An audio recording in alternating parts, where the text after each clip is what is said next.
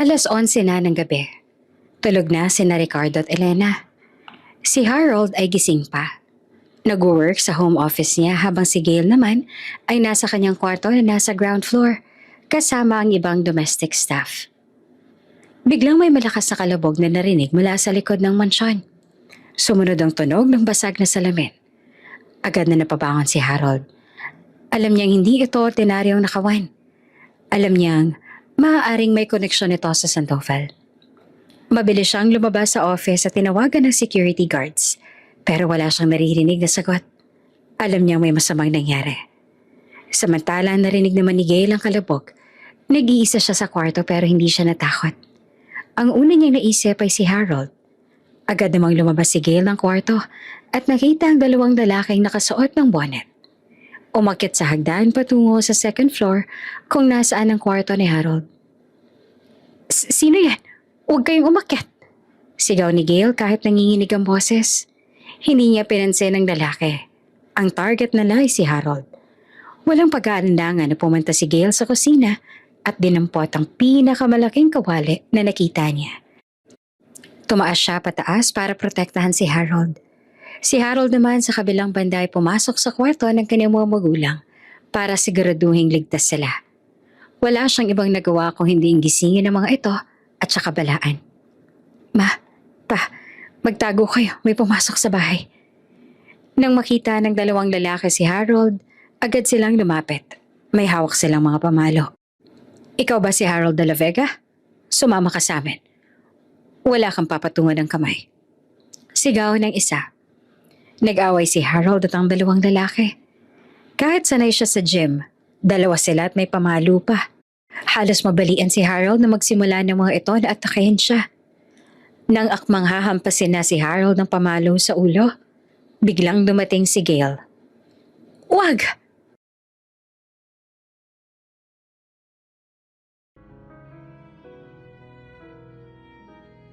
Malamig na at may kakaibang amoy ng kape, street food at mamahaling pabango ang hangin sa New York City. Pero para kay Harold de la Vega, ang anak ng pinakamayaman at pinaka-impluensyal ng pamilya sa industriya ng real estate sa Maynila, ang amoy na iyon ay simula pa lang ng isa na namang gabi ng walang kabuluhang kaligayahan. Nakaupo siya ngayon sa isang exclusive na bar sa Manhattan. Hindi kasama ang mga kaibigan, kundi kasama ang isa namang babaeng bago lang niyang nakilala. Siya si Harold. Gwapo, mayaman, mayabang. At higit sa lahat, kilalang kilala sa tawag na playboy o babaero. Hindi siya nagtatagal sa iisang babae. Kumbaga, meron siyang flavor of the week. Minsan nga ay flavor of the day pa. Ang babae sa tabi niya ay si Chelsea.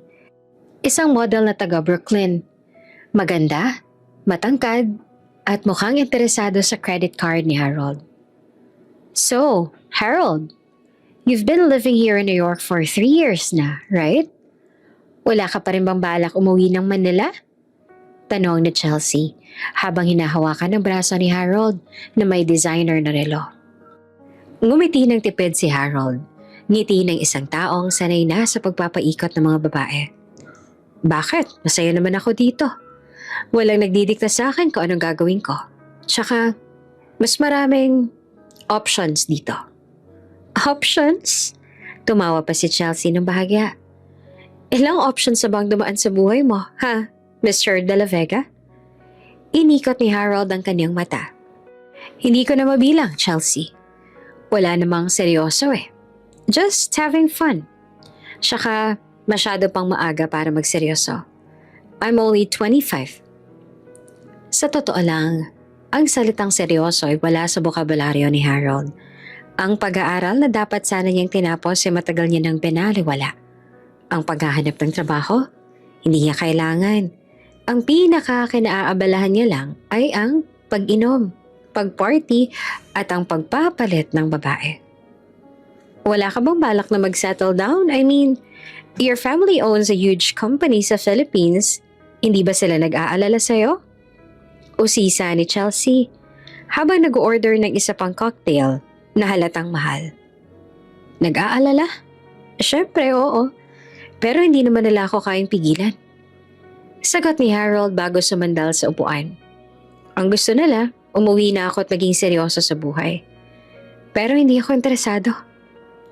Ang totoo niyan, ang mga magulang ni Harold na sina Ricardo at Elena ay hindi lang nag-aalala. Galit na sila. Araw-araw tumatawag sila at halos sumigaw sa phone dahil sa mga balitang umaabot sa kanila. Balitang palagi siyang may kasamang bagong babae. Balitang minsan ay nauuwi sa gulo. At minsan ay napapabalita pa sa mga gossip sites sa Philippines. Harold, kailan ka ba magtitino? Hindi ka ba nahihiya sa ginagawa mo? Anong tingin mo sa buhay? Isang laro lang? Ito ang madalas na marinig ni Harold mula sa kanyang ama. Anak, mag-isip ka naman. Hindi ka namin pinag-aral sa Amerika para lang maging sikat kang babaero. Kailangan mo nang umuwi at harapin ang responsibilidad mo. Ito naman ang laging sinasabi ng kanyang ina. Pero sa bawat tawag, puro lang oo at sige ang sagot ni Harold. At kinabukasan, babalik na siya sa kanyang dating gawi. Pakiramdam niya habang malayo siya sa Pilipinas, malaya siya sa obligasyon. Ang pera, hindi nauubos. Kaya ang mga problema ay hindi niya iniintindi. Alam mo Harold, you're too detached, sabi ni Chelsea at sumimsim sa kanyang cocktail. Para kang walang pakialam sa buong mundo. Wala naman talaga akong pakialam, Chelsea. Bakit ko pa kailangang mag-alala?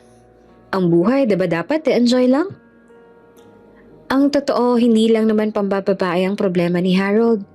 Ang pagiging masungit at mayabang niya ay sumasabay pa sa mga bisyo niya. Hindi siya sanay na may sumasaway sa kanya at hindi siya sanay na may nag-uutos. Kaya naman mas gusto niya sa Amerika, kung saan wala siyang obligasyon kundi ang sarili niyang kaligayahan. Hindi rin matatawaran na pagiging seryoso ng mga magulang ni Harold sa sitwasyon. Ang kanilang negosyo ay may matinding kalaban. Si Don Luis Sandoval, ang may-ari ng kumpanyang kakompetensya ng negosyo nila. Matagal nang naghihintay ng pagkakataon na pabagsakin ang mga De La Vega. At ang pambababae at kawalang seryoso ni Harold ay nagiging malaking liability sa kanilang pamilya. Isang beses, may babaeng inireklamo si Harold sa pulis dahil sa harassment. Na nasettle lang dahil sa impluwensya at pera ng pamilya niya. Kaya naman naging mas matindi ang pag-aalala ng mga De La Vega. Kailangan mo nang umuwi, Harold. Bulong na Mr. De La Vega sa phone noong nakaraang araw. Baka kung ano pang mangyari sa'yo dyan. Masisira lang ang pangalan ng pamilya natin. Hindi mo naiintindihan ang sitwasyon dito. Okay lang ako, pa. Huwag niyo na ako intindihin. Sagot naman ni Harold habang nagmamadali nang umalis sa apartment ng isang babae. Pero ang mga magulang niya ay desidido na. Kailangan nilang mapauwi si Harold. Ngayon na. Natatakot sila na baka gamitin ang kalaban ng mga kahinaan ni Harold laban sa kanila. Harold, let's go na. Sa apartment mo na lang tayo dumiretso. Aya ni Chelsea na halatang nagpaparamdam na. Ngumiti naman si Harold. Sure, pero don't expect too much. Hindi ako into serious relationship. Remember? At doon na nagtapos ang gabi ni Harold sa isang bedroom na hindi niya pag-aari. Kasama ang babaeng bukas makalawa ay hindi niya na maaalala ang pangalan. Ganon ang buhay ni Harold sa New York. Walang katapusan, paulit-ulit at walang kabuluhan.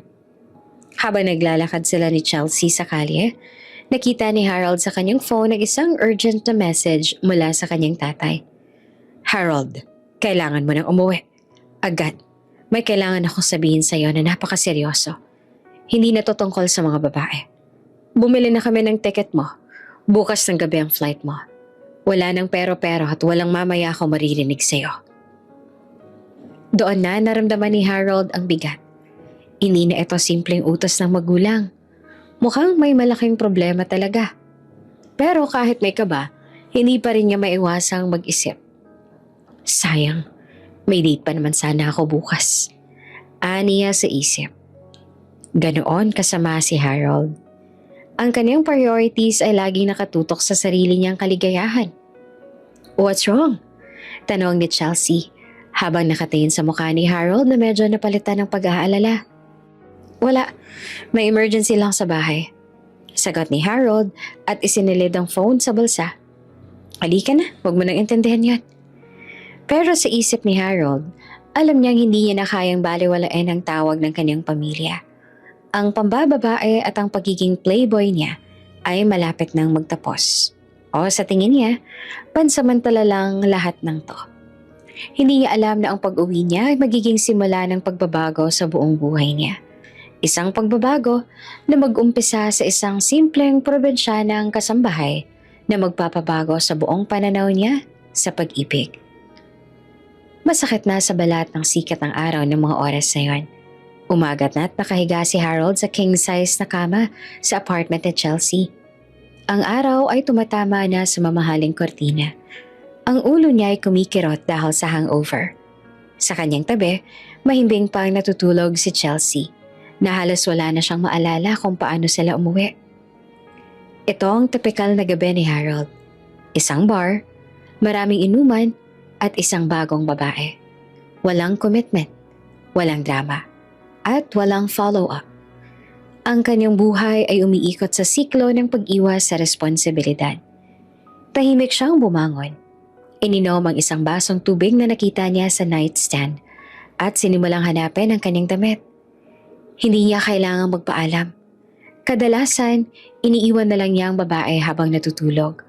O kaya naman ay nagpapadala ng text na, "Thanks for the night. See you around." Kahit kailan, wala siyang inalala kung ano man ang maramdaman ng babae. Siya si Harold, ang masungit at walang pakialam na lalaki. Habang nagbibihis siya, kinuha niya ang kanyang phone at muling binasa ang text ng kanyang ama. Ang seryosong tono ng message ay pilit na gumugulo sa kanyang isip. Bakit kaya? Ano bang kailangan nilang sabihin na sobrang seryoso? Hindi naman sila ganyan kadaling sumuko sa pagpapauwi sa akin dati. Sad ni Harold sa isip. Sa loob-loob ni Harold, meron siyang kaunting kaba. Hindi na sa kanyang sarili, kundi sa negosyo ng pamilya niya. Kahit papaano, alam niyang tungkol sa matinding kalaban nilang si Don Luis Sandoval. Minsan nakarinig na siya ng usapan tungkol sa mga banta at pananakot. Pero palagi niya itong binabaliwala dahil mas nakatuon siya sa kanyang sariling kaligayahan. Pero may isang bagay na nagpapabigat sa kanyang damdamin, ang kaniyang mga magulang. Kahit na pinapakita niyang wala siyang pakialam, alam niyang nagmamahal at nag-aalala ang mga ito sa kanya. Ang pag-aalala nila ay totoo. At kung nagpadala na sila ng ticket na walang warning, ibig sabihin, seryoso talaga ang sitwasyon. Sumandal siya sa pader at nag-isip. Sa loob ng 3 taon, si Harold ay naging sikat sa social circles ng mga rich kids sa New York. Hindi dahil sa talino niya sa negosyo, kundi dahil sa dami ng babaeng nakakasama niya. Meron siyang listahan sa kanyang isip ng mga babae na tinatawag niyang The Flavors. Si Chloe, na isang art student na nakilala niya sa isang art gallery, tumagal sila ng 3 linggo dahil gusto ni Chloe ang mga designer clothes na binibili niya. Si Bianca, na isa namang waitress na taga-Brazil, 1 linggo lang sila at nagtapos ang makita ni Bianca na may iba siyang kasama. Hindi na siya nag-abalang magpaliwanag. Si Samantha, na isang filmmaker na masyadong intense. Ginawa niya itong muse kuno. Pero pagkatapos ng 2 araw, na-bored na siya sa kanyang mga kwento. Si Isabel, na isang tour guide na nakilala niya sa Paris. 1 night stand lang yon. Pero pinadalhan niya pa rin ng 1 dosenang rosas pag uwi. Para kunwari, gentleman siya. Si Chelsea, isang babaeng natutulog pa sa kabilang kama. Hindi niya sigurado kung anong trabaho nito. Pero maganda ang hubog ng katawan at easy to get. Iyon lang ang importante sa kanya. Meron pang marami. Halos hindi niya na makalala kung sinong huli at kung sino ang susunod. Ang dami ng babae ay proof sa kanya na may kontrol nga siya sa buhay niya. At proof na hindi siya nakatali sa kahit kanino. Kailangan ka na talaga umuwi. Sad ni Harold sa isip. Pero bago ako umalis, kailangan ko muna magpaalam ng maayos. Hindi sa mga babae, kundi sa buhay na nakasanayan niya. Nag-iwan siya ng note sa nightstand ni Chelsea at hindi na lang basta text. Chelsea, I had to leave. May flight ako mamayang gabi. Thanks for the night. Harold. Wala siyang sinabing paalam o mag-iingat ka o kahit na anong sweet na salita. Hindi niya kabisado yon at hindi siya interesado na matutunan iyon. Nang makalabas siya sa apartment building, naglakad siya papunta sa kanyang sasakyan. Doon niya nakita ang isang missed call mula sa kanyang ina. Tinawagan niya ito pabalik. Hello? Ma? Harold, sa wakas. Bakit hindi ka sumasagot sa mga tawag ko? Hindi mo ba alam kung gaano kami nag-alala ng papa mo? Galit na may halong pagkahalala ang boses ni Elena. Kalma lang, ma. Kakaalis ka lang sa gym. Bakit ba? Ano ba talagang problema? Emergency ba talaga? Sagot ni Harold habang nag-iimbento ng dahilan. Oo, Harold. Grabe yung problema natin dito. Pero hindi ko pwedeng sabihin sa'yo sa phone. Basta, kailangan mong umuwi. Agad. Ang papa mo halos magkasakit na sa kakaisip sa'yo.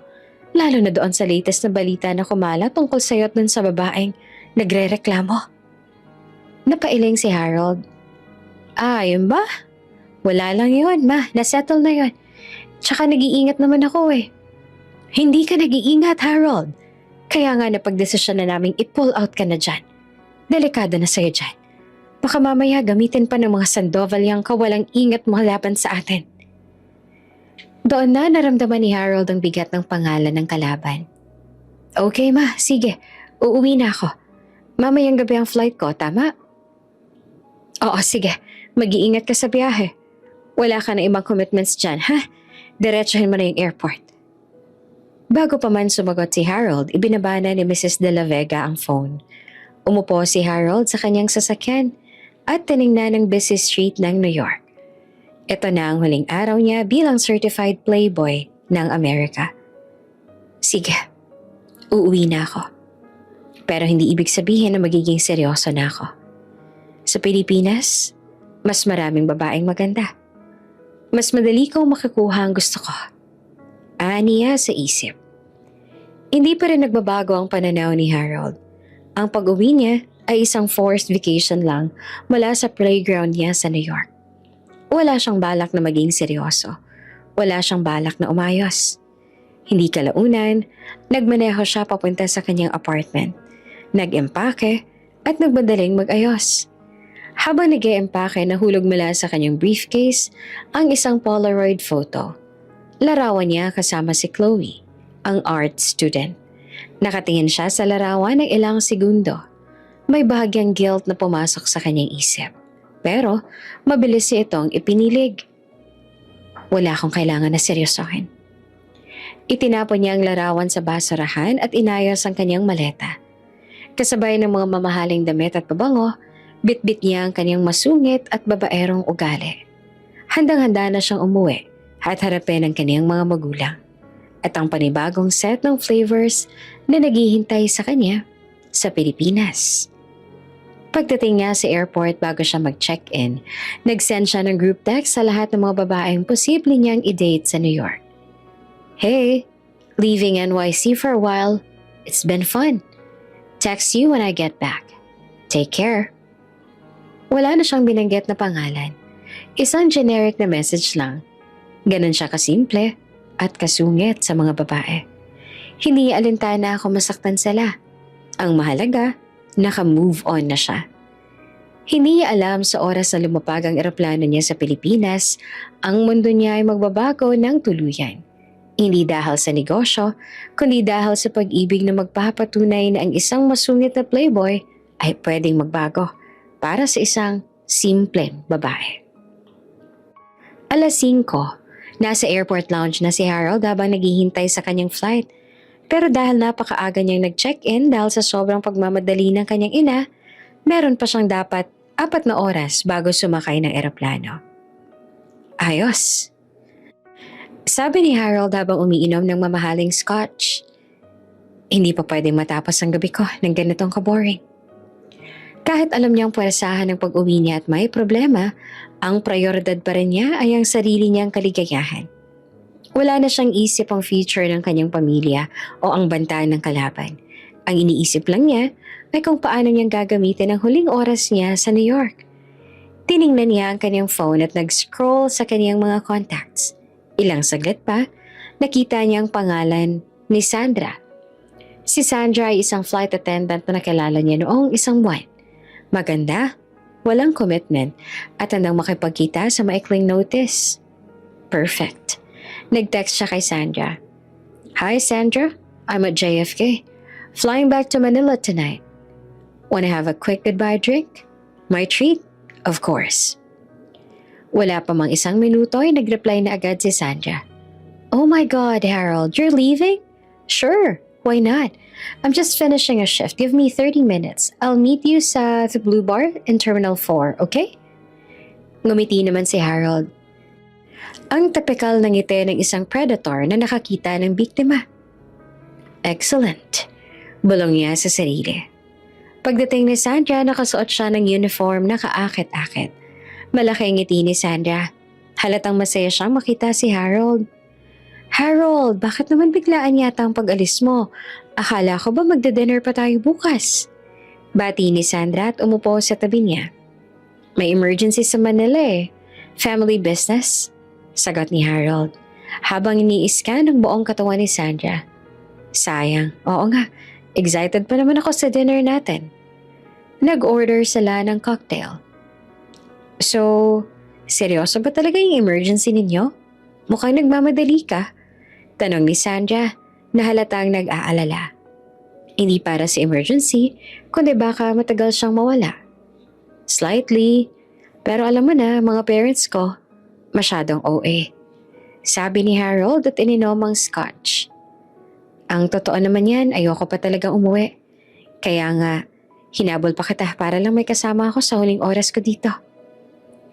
Ang mga salita ni Harold ay puno ng charm na hindi naman totoo. At alam niya na effective yon.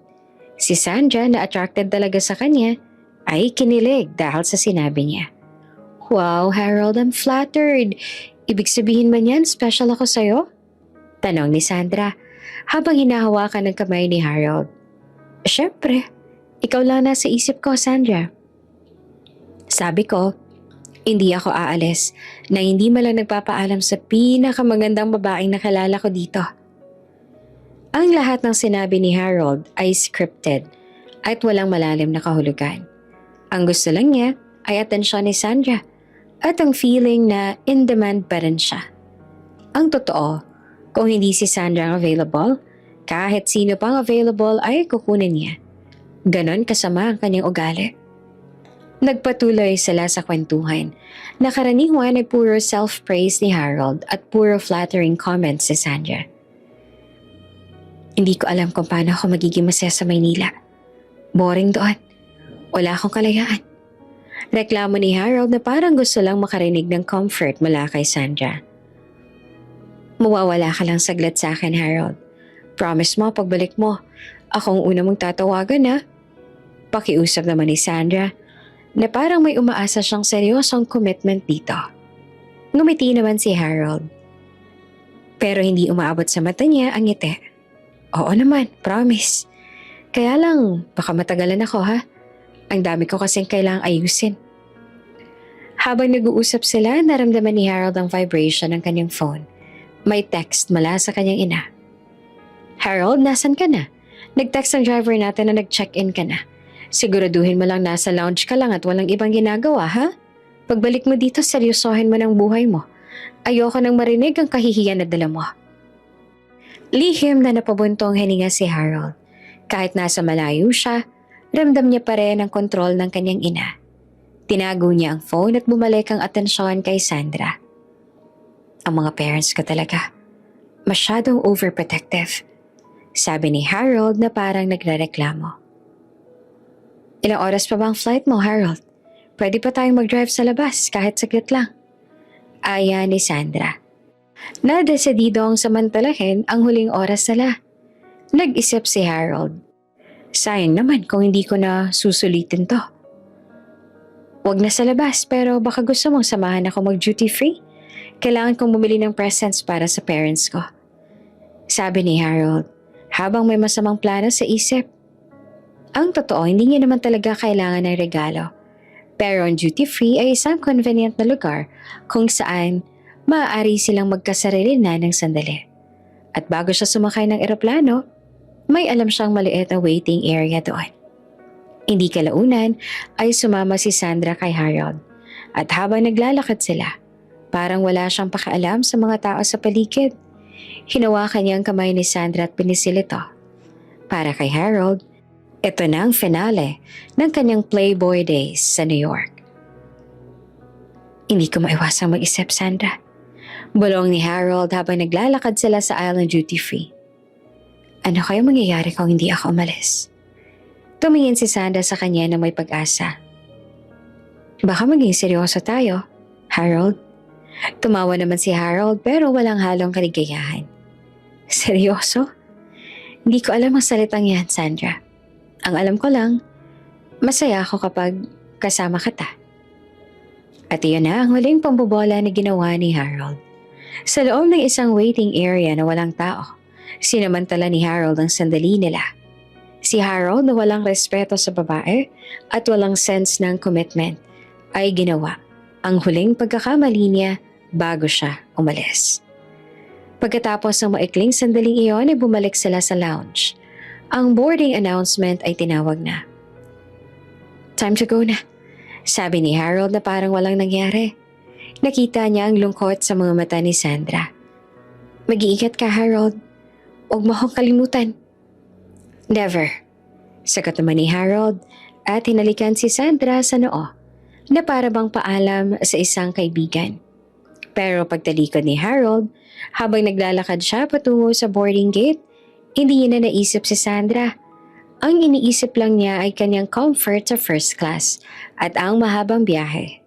Ang ginawa niya kay Sandra ay isa lang sa maraming sandali na nagpapatunay na hindi siya karapat-dapat na maging seryoso. Nang umupo na siya sa eroplano, pinatay niya ang kanyang phone at sinara ang kanyang mga mata. Ang pag-uwi niya ay hindi malang nagpabago sa kanyang attitude. Siya pa rin si Harold, ang masungit na babaerong amo. Ang maniwala sa pag-ibig, malabo yon para sa kanya. Pero ang tadhana, minsan may sariling plano. At ang plano na yon ay maghihintay sa kanya sa Manila. Hindi sa glamour ng high society, kundi sa simple at tahimik na sulok ng kanilang bahay. Kasama ang isang probinsyanang kasambahay na magbabago sa buong mundo niya. Nasa first class cabin si Harold, ang lugar na sanay siya. Ang flight mula New York patungong Maynila ay brutal. Halos 16 na oras.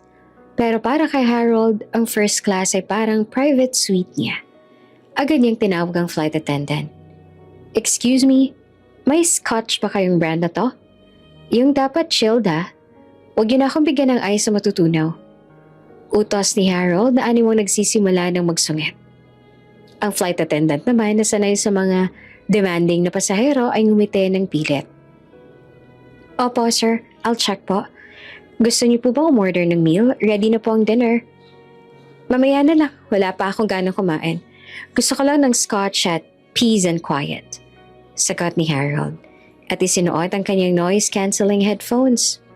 Para kay Harold, ang buong flight ay isang inconvenience. Gusto na lang niyang matulog at kalimutan ang lahat ng drama sa New York at ang drama na naghihintay sa kanya sa Maynila. Habang iniabot ng flight attendant ang scotch, hindi man lang siya tinapunan ng tingin ni Harold, ni hindi man lang siya nagpasalamat. Ganon siya ka-insensitive at kawalang galang sa mga taong nagsisilbi sa kanya. Enjoy po kayo, sir. Just press lang po the button kung may kailangan pa po kayo. Saad ng flight attendant at umalis na. Isang oras pa lang lumipas sa biyahe at naiinip na si Harold. Kinuha niyang phone niya na naka-off dapat. Pero sinuway niya ang rules at nag-scroll sa kanyang Instagram. Puro larawan ng mga ex niya at mga babaeng nag-comment sa kanyang mga post ang nakita niya. Ang dami ko palang naiwan sa New York. Saad niya sa isip bago bumuntong hininga. Ang dami ko pang kailangang balikan. Pero kasabay ng pag-iisip na yon, bigla niyang naalala ang seryosong tono ng kanyang ama, ang tungkol sa kalaban at sa peligro. Hindi niya maiwasang mag-isip ng, bakit pa kasi ako naging ganito? Ang totoo, gwapo si Harold at mayaman. Maraming babae ang kusang lumalapit sa kanya. Dahil dito, lumaki ang kanyang ulo. Nasanay siyang nakukuha ang gusto niya, kaya hindi niya pinapahalagahan ng commitment o loyalty. Ang tingin niya sa mga babae ay parang laruan lang. Sa isang moment ng self-reflection na madalang mangyari, naisip ni Harold ang lahat ng babaeng sinaktan niya. Si Chloe na umiiyak sa gitna ng Fifth Avenue. Si Bianca na nag-text sa kanya na galit na galit. Si Sandra na umasa na babalikan niya. Pero ang sandaling yon ng guilt ay mabilis na nawala. Di ko naman sila pinilit Sila naman yung kusang lumalapit sa akin. Ganoon lang kasimple para kay Harold. Nang makatulog siya sa gitna ng flight, sumasagi sa kanyang panaginip ang mga mukha ng galit niyang magulang at ang mukha ng hindi niya kilalang kalaban. Ang stress na matagal niya nang iniwasan ay bumabalik na. Sa kabilang banda, sa Pilipinas, si Mrs. Elena de la Vega at Mr. Ricardo de la Vega ay nasa bahay. Gising na gising kahit madaling araw na. Nag-aalala sila. Ricardo, check mo nga ulit yung flight tracker. Dapat landing na yun, diba? Wala pa ring tawag Sabi ni Elena na palakad-lakad sa sala. Si Mr. De La Vega naman ay nakaupo sa sofa. Halos hindi makahinga. Kalma lang, Elena. On time yan, nakita ko sa app.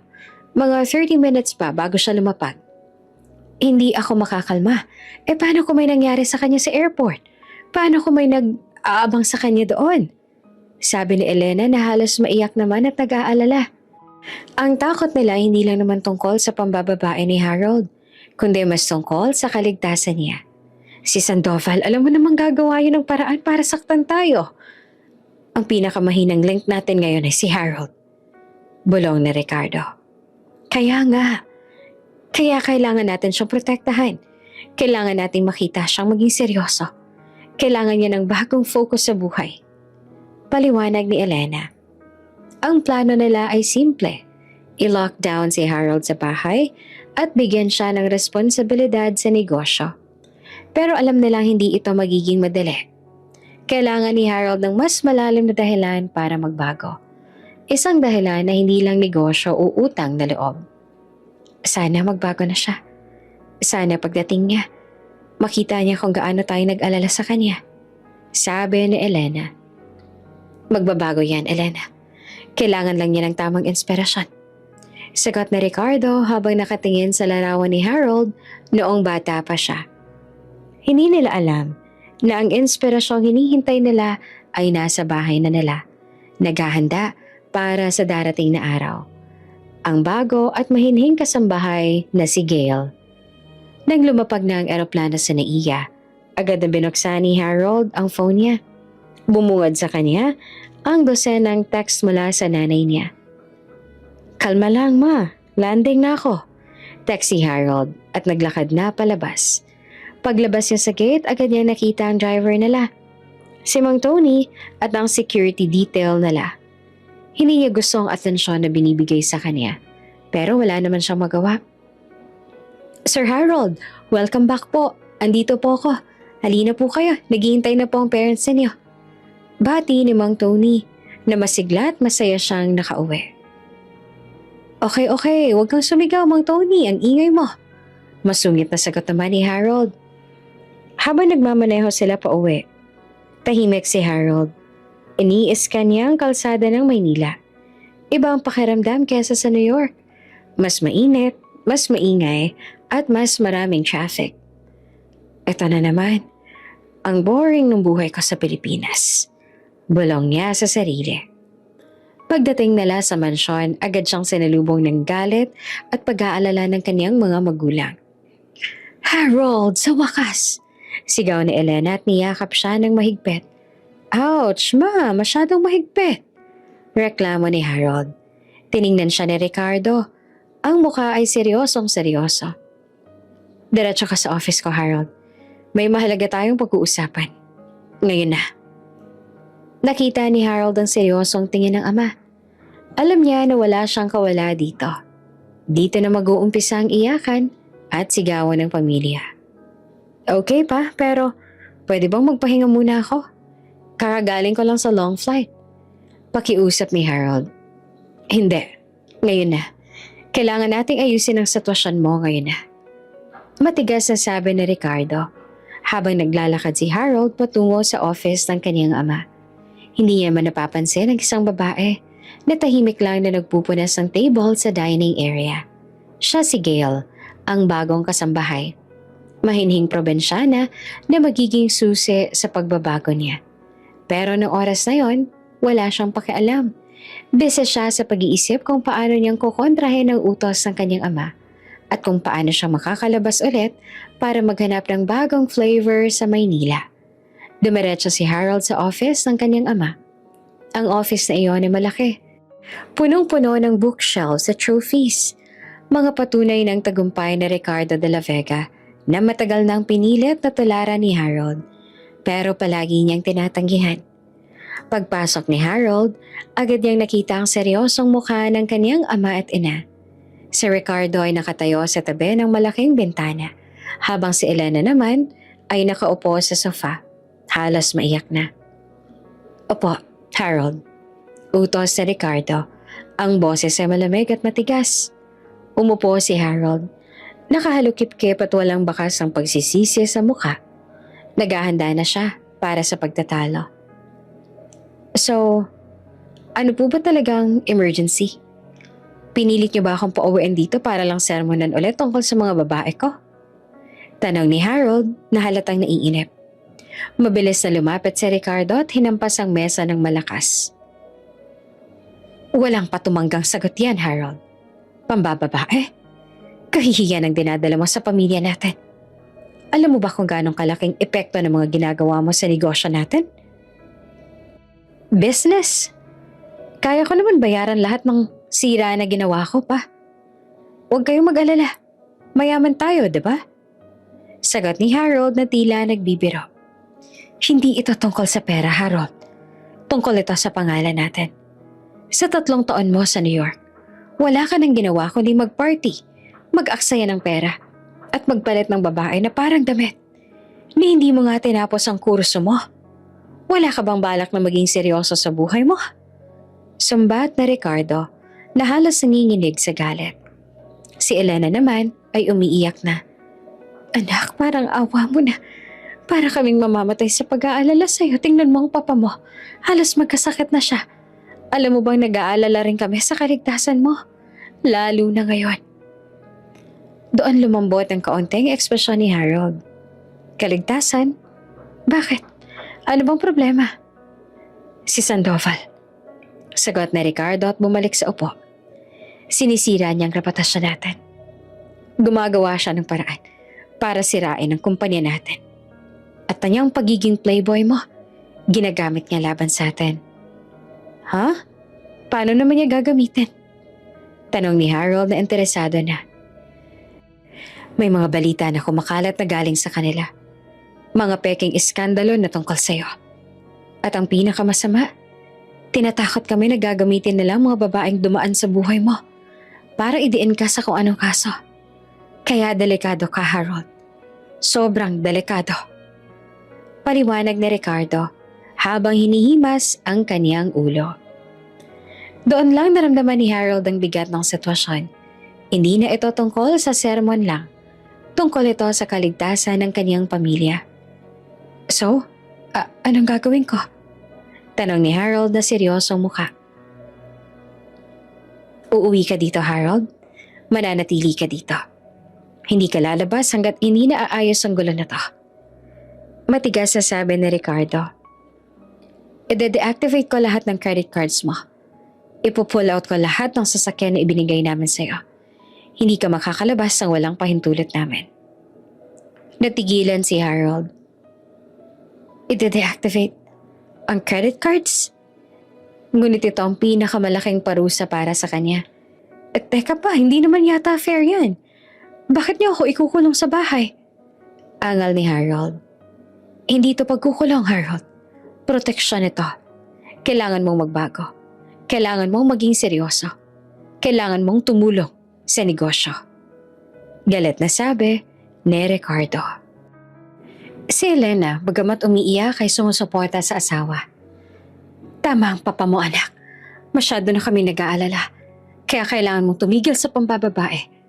Kung meron ka lang sanang maayos sa girlfriend na kasama mo, hindi na sana kami ganyan kung mag-alala sa'yo. Sa sandaling iyon, naintindihan ni Harold ang kinalaman ng kanyang pag-uugali at ng peligro na hinaharap ng kanilang negosyo. Pero ang pagpipilit sa kanya na magbago ay hindi niya matanggap. Sige pa, kung yan ang gusto ninyo, magsistay ako dito. Sabi ni Harold na matigas ang boses. Pero hindi ibig sabihin na magbabago na ako. Magbabago ka, Harold. Dapat kang magbago. Bulong ni Ricardo. Kailangan mo lang ng tamang inspirasyon. Tinapos si Ricardo ang usapan sa isang napakaseryosong mukha. Nawala ang lahat ng prestige ni Harold. Nawala ang kalayaan niya. Siya ngayon ay nakakulong sa kanyang sariling mansyon. Paglabas si Harold sa office, galit siya. Galit siya sa mga magulang niya. Galit siya sa Sandoval. At galit siya sa sitwasyon na meron siya. Hindi ako magbabago. Saad sa isip ni Harold, hahanap ako ng paraan para makatakas dito. Naglakad siya pataas sa kanyang kwarto. Habang naglalakad, muli niyang nakita si Gail, ang bagong kasambahay na tahimik na naglilinis sa hagdanan. Si Gail ay nakayuko, mahinhing-mahinhin kung kumilos. Usal ni Harold sa isip bago umiling. Ano ba naman yan?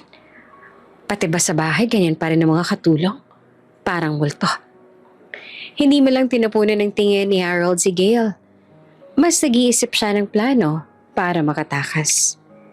Si Gail naman napansin niya si Harold. Gwapo pa lang anak ng amo niya. Pero halata sa mukha nito ang pagkamasungit at pagkamayabang. Nahiya si Gail kaya lalo siyang yumuko. Ayaw niyang mapansin ng may-ari ng bahay. Ang pagkikita na iyon ay sandali lang. Walang kahulugan para kay Harold. Pero para sa kanyang mga magulang, ito na ang simula ng kanilang lihim na plano. 2 araw na si Harold sa loob ng mansyon. At sa 2 araw na yon, halos sumabog na siya sa inip at galit. Ang kanyang credit cards ay nakablock na. Ang kanyang drivers ay may matinding utos na huwag siyang ilabas ang compound ng walang pahintulot ni Mr. De La Vega. Parang bilanggo siya sa sarili niyang bahay. Nasa poolside si Harold, nakaupo at walang ginagawa kundi magreklamo sa sarili. Nakasuot siya ng swimming shorts at shades, pero ang isip niya ay puno ng inis. This is ridiculous. Para akong bata na pinarusahan. Hindi ko kailangan ng guard. Hindi ko kailangan ng lecture. Bulong niya sa sarili. Sinubukan niya na makipag-usap sa security guards. Sinuhula na ang driver nila, pero lahat sila ay takot sa kanyang ama. Seryosong-seryoso si Ricardo de la Vega sa pagkulong kay Harold. Kinuha ni Harold ang kanyang phone at sinubukan na mag-text sa mga kaibigan niya sa Maynila para mang-aya ng inuman o party. Guys, I'm back. House arrest. LOL. Can someone bring booze and some girls over? It's boring here. Hindi naman nagtagal, nag-reply ang kaibigan niyang si Miggy. Tol, seryosong mga parents mo, tumawag sa akin ng papa mo. Huwag daw ako magdala ng bisyo sa bahay niyo. Sorry pare, takot ako eh. Lalong nainis si Harold. Ini-stab na siya ng mga kaibigan niya dahil utos daw ng kanyang ama. Tingnan lang natin kung hanggang kailan sila magtitiis. Sabi ni Harold at inilubog ang paa sa pool. Samantala sa dining room, lihim na nag-uusap sina Ricardo at Elena. Pinapanood nila si Harold mula sa bintana. Kawawa naman ang anak natin. Sobrang boring na dito. Malungkot na sabi ni Elena. Pero kailangan niyang magbago, Ricardo. Lalo na ngayon na sobrang delikado ang sitwasyon natin dahil kay Sandoval. Alam ko, Elena. Kaya nga kailangan nating simulan ang plano natin. Sabi ni Ricardo at hinawakan ng kamay ng asawa. Plano? Sigurado ka bang gagawin natin to? Paano ko malaman niya? Tanong ni Elena na nag-aalala. Hindi niya malalaman. Gagawin natin to ng dahan-dahan. Kailangan ni Harold ng isang dahilan para magbago. Isang inspirasyon na hindi pera o negosyo. Paliwanag ni Ricardo. At sa tingin mo ba, si Gail ang sagot?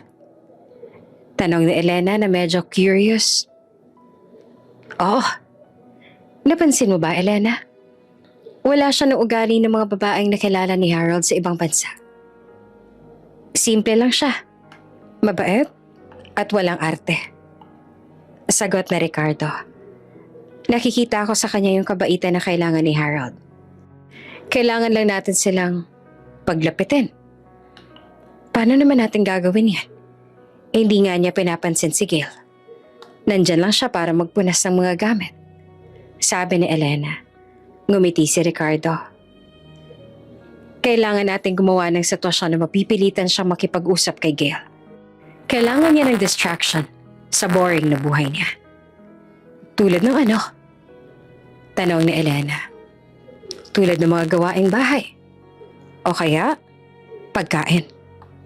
Sagot ni Ricardo at tumawa ng mahina.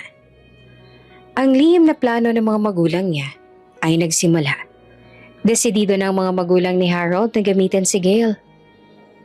Ang probensyanang maid para tulungan ng kanilang anak na magbago.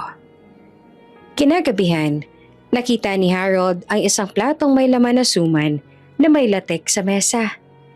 Hindi siya kumakain ng suman dati. Na-curious siya. Sino nag-order nito? Tanong ni Harold sa isang butler. Si Ma'am Elena po, sir. Para daw po sa'yo. Sagot ng butler. Kinain naman ni Harold ang suman. Masarap. Ibang-iba sa mga desserts na nakain niya sa New York. Sino nagluto nito? Tanong ni Harold. Si Gail po, sir. Galing daw po siya sa probinsya at magaling daw po siya gumawa ng mga kakanin. Sagot ng butler. Doon lang pumasok sa isip ni Harold ang pangalan na Gail. Gail. Iyon ang pangalan ng tahimik na kasambahay. Kinabukasan, nakita ni Harold si Gail sa likod ng bahay na nagdidilig ng halaman. Nakasuot siya ng simpleng damit. Mahinhing-mahinhin kung kumilos. Nilapitan ni Harold si Gail nang walang pag-aalanlangan. Hindi dahil interesado siya, kundi dahil gusto niyang malaman kung paanong ginawa ang suman. Hoy! Tawag ni Harold na masungit pa rin ang tono niya. Agad naman na napatigil si Gail sa pagdidilig at lumingon kay Harold. Namutla siya nang makita si Harold na nakapamulsang lumapit sa kanya. Sir Harold, pasensya na po. Hindi ko po alam na nandyan kayo. Sabi ni Gail bago yumuko. Huwag kang mag-sorry. May itatanong lang ako. Ikaw ba yung nagluto ng suman kagabi? Tanong ni Harold ng diretsyo. Opo sir, ako po. Sagot ni Gail na hindi pa rin tumitingin sa mata niya.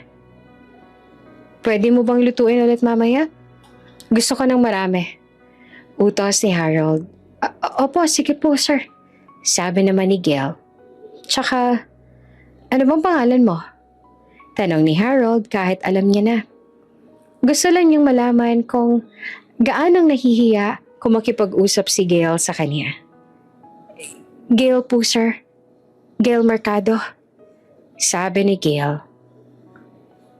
Okay, Gail. Sige na. Bumalik ka na sa loob. Sabi ni Harold at umalis na. Ikatlong linggo ni Harold sa house arrest. Ang kanyang galit at pagkainip ay unti-unting napapalitan ng kawalang gana sa lahat. Wala siyang magawa. Ang kalaro niya lang ay yung internet na pinapahina pa yung speed ng daddy niya para hindi siya makapag-download ng mga pelikula na hindi niya makontak ang mga kaibigan niya. Sa bahay, palagi niya nakikita si Gail. Ang mahinhing kasambahay na gumagawa ng masarap na suman. Lagi siyang nakayuko, nagpupunas o di kaya nagwawalis ng tahimik. Isang hapon, naglalakad si Harold sa library ng kanilang mansyon. Isang malaking silid na puno ng lumang libro na hindi niya kailanman binasa. Naghahanap lang siya ng distraction para mawala yung boredom niya. Nang pumasok siya, nakita niya si Gail na nakaupo sa isang sulok na malapit sa bintana. May hawak si Gail na lumang comics. Hindi siya naglilinis. Mong hindi niya malang napansin si Harold na pumasok sa loob dahil masyado siyang distracted sa pagbabasa. Napakunot ang noon ni Harold. Bakit siya nagbabasa habang nagtatrabaho? Hindi ba dapat ay naglilinis siya? Doon lumabas ang masungit na ugali niya at agad na nilapitan si Gail na hanggang ngayon ay hindi malang nag-angat ng tingin sa kanya. Hoy, Gail, ano ba yan? Hindi ba dapat naglilinis ka? Binabayaran ka para magtrabaho, hindi para magbasa. Sabi ni Harold na matigas ang boses. Agad naman napatayo si Gail at halatang nagulat. Mabilis niyang itinago ang comic sa likod niya. Namutla siya nang makitang nakakunot ang noon ni Harold noong mga oras na yon. Sir Harold, pasensya na po. Tatapusin ko na po ito. Sorry po talaga. Sabi ni Gail na yumuko at halos hindi makatingin sa mata niya. Anong binabasa mo dyan? Tanong ni Harold na curious na pero masungit pa rin. Kahit nahihiya, itinuro ni Gail ang comics na halos luma na. Ito po, lumang comics lang po. Nakita ko po sa isang mga lalagyan ng libro. Dinampot ni Harold ang comics at tinignan ang cover. Doon lang nagbago ang ekspresyon niya. Teka, Reader's Digest to ah. Archie and Jughead? Sabi ni Harold na malambot ang tono. Archie and Jughead. Ang paborito niyang comic character noong bata pa siya. Wala mang may alam sa kanyang pamilya na gustong-gusto niya ang comics na yon. Ito ang naging escape niya noon sa stress ng kanyang mayamang buhay. Opo, sir. Archie and Jughead po. Sabi ni Gail na nakita ang pagbabago sa mukha ni Harold. Bakit mo binabasa yan? Gusto mo si Jughead? Tanong ni Harold na nakalimutan niya na masungit siya kanina.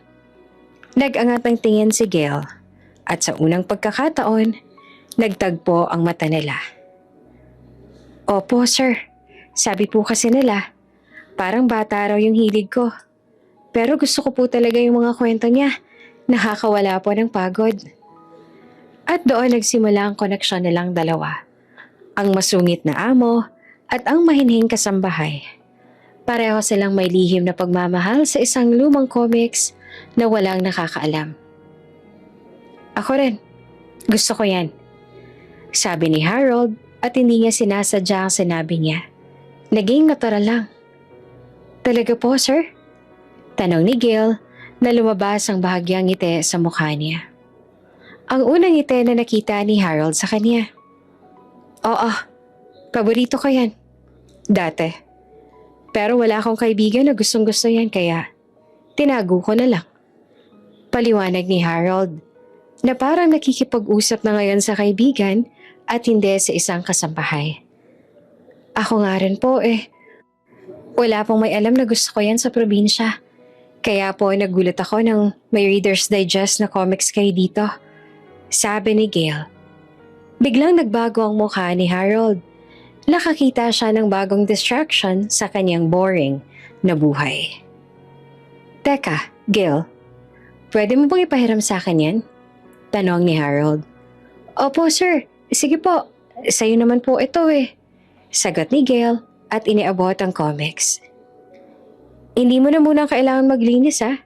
Sige na, magbasa ka na lang muna. Ayoko ma-stress ka. Puro nilis na lang kasi nakikita ako sa'yo. Sabi ni Harold. Nagulat si Gail. Hindi niya ina-expect na ganyan siyang kakausapin ng masungit na amo. Salamat po Sir Harold. Sige na, mamaya magkwentuhan tayo tungkol dyan. Sabi ni Harold at umalis na hawak ang Jughead comics. Hindi niya namalayan, pero nagbago ang mood niya. Hindi na siya masungit. Naramdaman niya ang pagka-excite na matagal niya nang hindi nararamdaman. Samantala, lihim naman na nakikinig ang kanyang ina, si Elena, sa isang sulok. Naririnig niya ang buong pag-uusap ng dalawa tungkol sa comics. Archie and Jughead? Hindi ko alam na gusto pala ni Harold yan. Pero nag-usap na sila. Gumana ang plano ni Ricardo. Bulong ni Elena sa sarili at natawa. Oops! May break muna. Gusto mo bang ma-shoutout dito sa channel ni Ate Jane? Mag-comment lang ng lesson you learned from the latest story uploaded. Dahil pipili kami ng isang best comment of the day para i-shoutout sa susunod na upload. Kaya huwag kalimutang mag-iwan ng lesson you learned after you watch this video. Maraming salamat! Shoutout nga pala kina Rose Dayondon from Kuwait, Dolly Thomas from Bloomington, USA, at Shalala Ventura from Saudi Arabia. Sa ating mga taga-subaybay, paki-comment naman po kung taga saan kayo para alam ko kung hanggang saan umaabot ang mga kwento ni Ate Jane at nang ma-shoutout ko rin kayo sa mga susunod pa nating mga kwento. Maraming salamat sa pakikinig.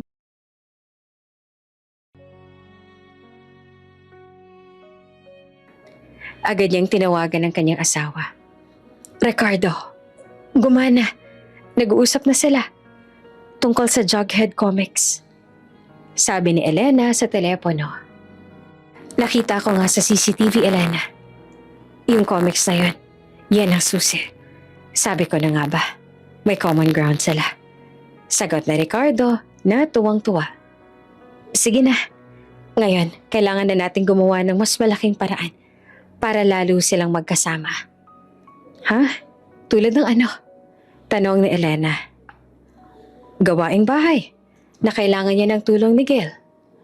O di kaya mag-order tayo ng maraming ingredients para sa kakanin.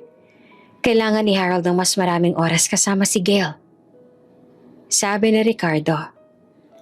Mula nang matuklasan ni Harold at Gail ang common ground nila sa Jughead Comics, nagbago ang dynamic nila sa bahay. Ang masungit na si Harold ay may kausap na ngayon.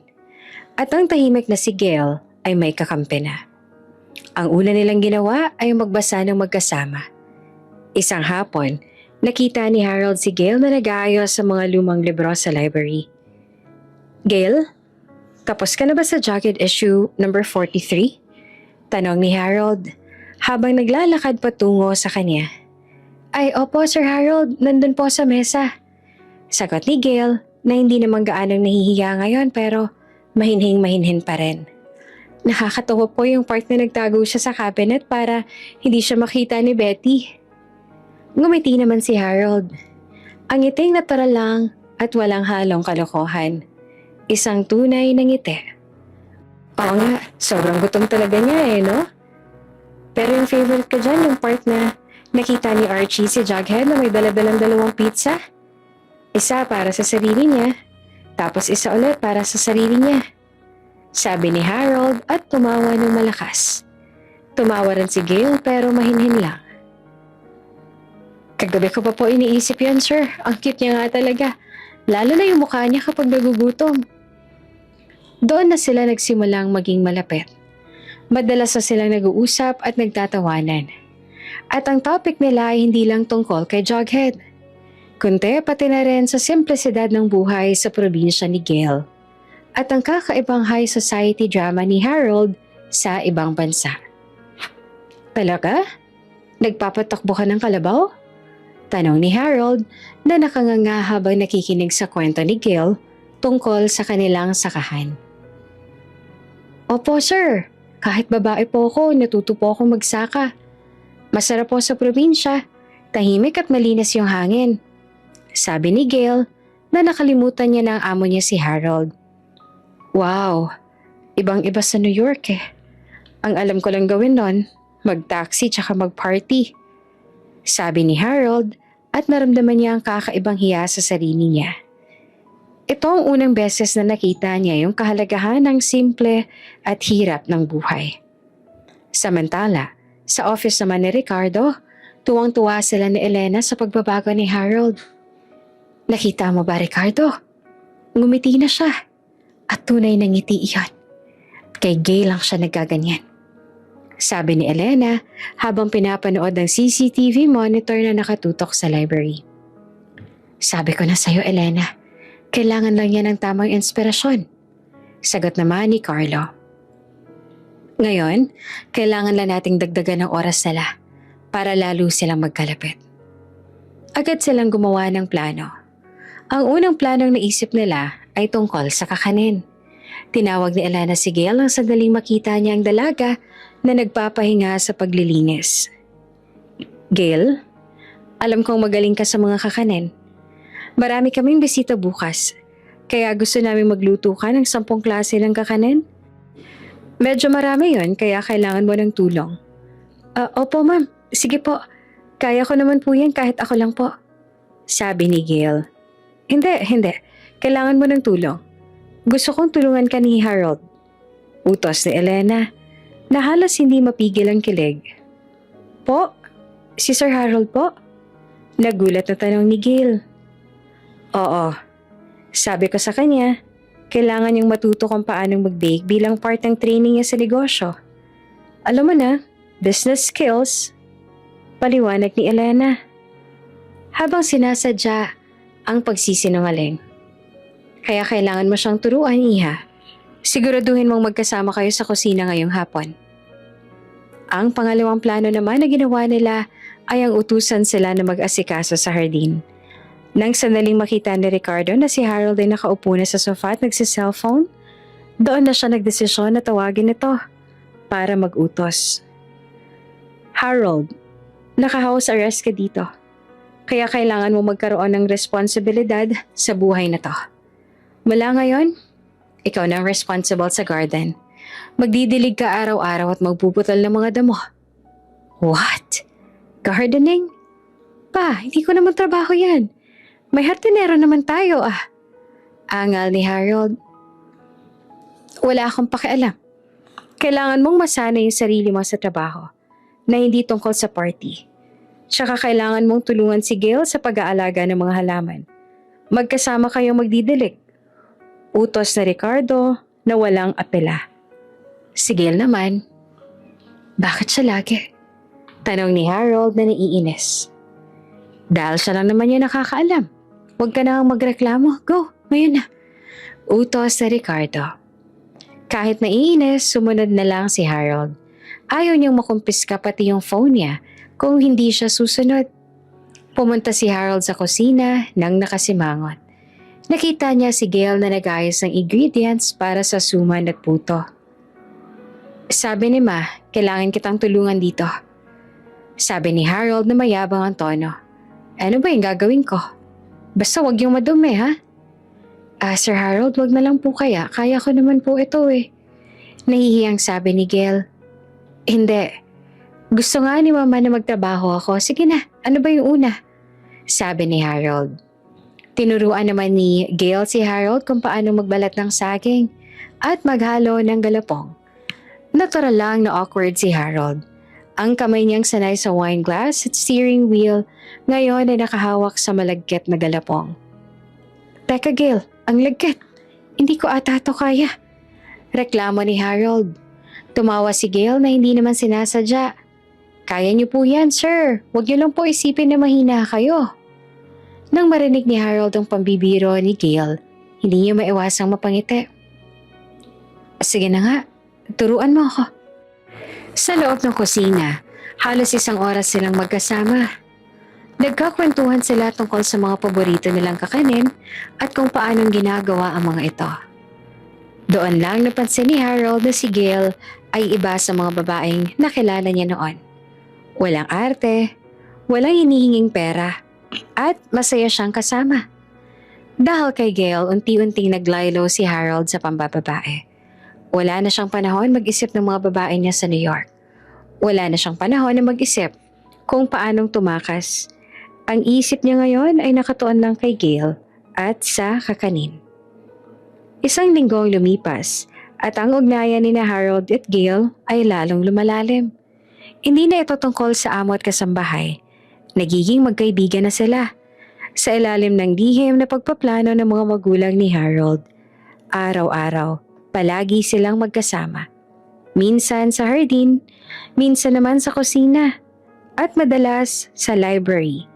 Nagbabasa ng Archie and Jughead o nagtatawanan sa mga simpleng bagay. Isang hapon, inutusan ni Elena si Gail na ayusin ang mga lumang gamit sa bodega. Nagbigay ito ng perfect na opportunity kay Ricardo.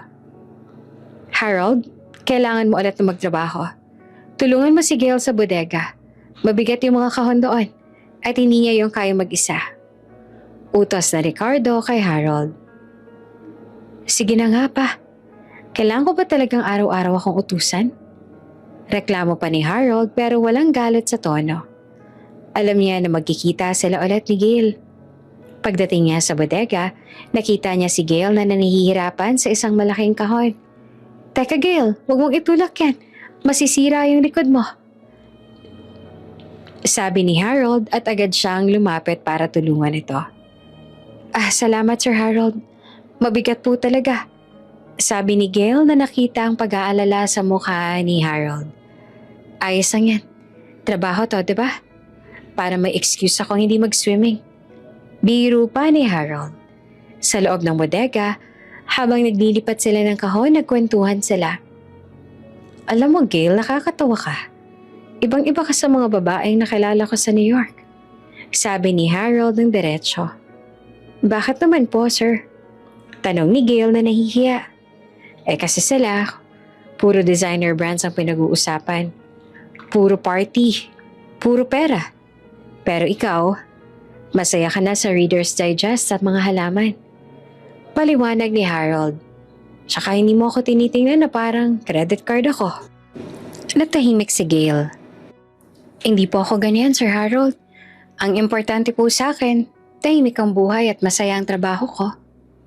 Kaya nga iba ka. Alam mo ba dahil sa'yo, hindi ko na iniisip yung mga babae ko sa New York. Sabi ni Harold na seryoso na ang tono. Iyon ang unang pagkakataon na inaamin ni Harold sa sarili niya at kay Gail na nawawala na siya ng interes sa pagkababaero niya. Napansin talaga ng mga magulang ni Harold ang pagbabago. Naging mas kalmado si Harold. Hindi na siya sumisigaw at palagi siyang nakangiti kapag kasama si Gail. Isang umaga, naabutan ni Elena si Harold sa poolside na nagbabasa ng isang libro na hindi tungkol kay Jughead. Anak, nagbabasa ka na? Tanong ni Elena na tuwang-tuwa. Oo ma, tungkol sa pag-iingat ng mga halaman. Tinuro kasi sa akin ni Gail na kailangan ko daw malaman yung sakit ng halaman. Sagot naman ni Harold. Natigilan si Elena. Ang anak niya, interesado na sa halaman at tumutukoy na kay Gail. Harold, ayos ka lang ba talaga? Hindi ka na naiinis dito sa bahay? Tanong ni Elena. Hindi na gaano ma. Masaya naman akong kausap si Gail. Nawawala yung pagkainip ko. Sabi ni Harold bago ngumiti. Ganun ba? O sige anak, masaya kami makita kang ganyan na masaya. Sabi ni Elena at niyakap ang anak. Pagkatapos nilang mag-usap, ay hindi na nagdalawang isip pa si Elena na tawagan ng asawa niya na may galak sa boses at animong tuwang-tuwa. Ricardo, sobrang bilis ng epekto. Nagbago na si Harold. Hindi niya na naaalala yung mga pambababae niya. Lagi pang nakangiti. Yung topic niya palagi tungkol sa halaman at kay Gail. Sabi ni Elena na tuwang-tuwa. Sabi ko na sa'yo, Elena, kailangan lang natin ng tamang babae na magpapatino sa kanya. Walang makakatulong sa kanya kung hindi si Gail lang. Sabi ni Ricardo na walang ibang nagawa ng mga oras na yon kung hindi ang umiti. Ngayon, kailangan na nating i-level up yung plano. Nang sandaling makahanap ng tiyempo at nang makita ni Ricardo si Gail na nag-aasikaso sa kusina, hindi na siya nagdalawang isip pa na tawagin ito. Gail, may importante kang trabaho bukas. Kailangan mong bumili ng espesyal na ingredients sa palengke. Sa malayo para sa lulutuin ko. Wala kasing ganyan dito. Sige po, Sir Ricardo. Kaya ko po yan. Sabi ni Gail. Hindi. Delikado dyan sa may palengke. Kailangan mo ng kasama. Isasama mo si Harold. Utos ni Ricardo na may lihim ng ngiti.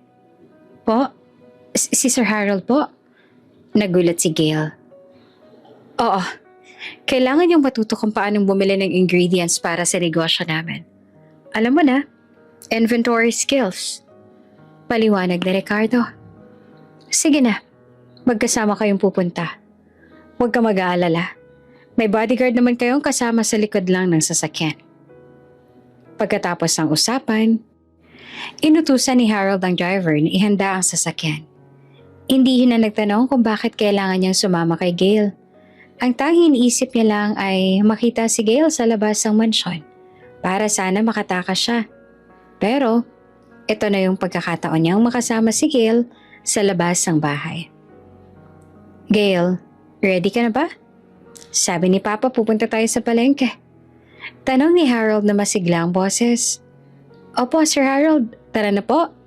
Sabi ni Gail na halatang kinakabahan pero masaya. Habang nasa sasakyan sila, nagtatawanan sila tungkol sa mga eksena ni Jughead sa comics. Hindi na napansin ni Harold na nakalimutan niya na ang tungkol sa pambababae. Wala na siyang pakialam sa mga text at tawag mula sa mga babae niya dati. Ang biyahe papunta sa palengke ay halos 1 oras. Pero para kina Harold at Gail, mabilis na lumipas ang oras dahil sa kwentuhan nila. Si Gail ay nagkwento tungkol sa kanyang pangarap na magkaroon ng sariling kainan ng kakanin.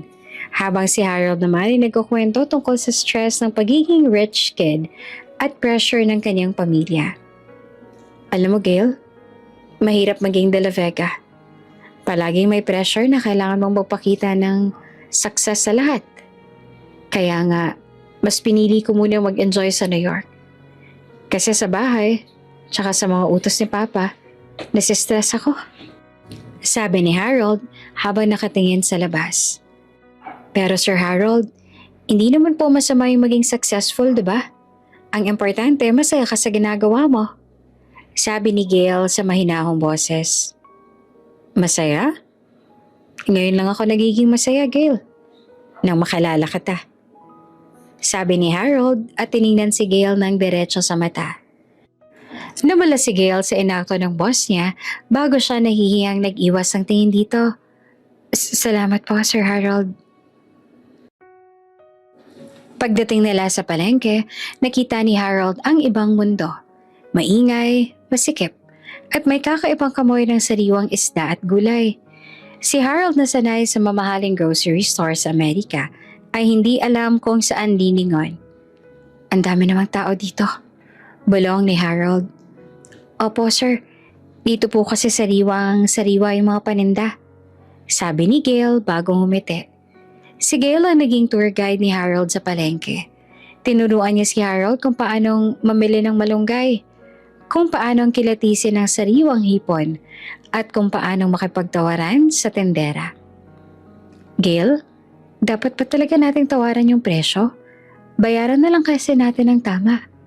Sabi ni Harold na nahihiya. Ay hindi po Sir Harold, lalo na po sa probinsya. Parte po ng tradisyon ng tawaran.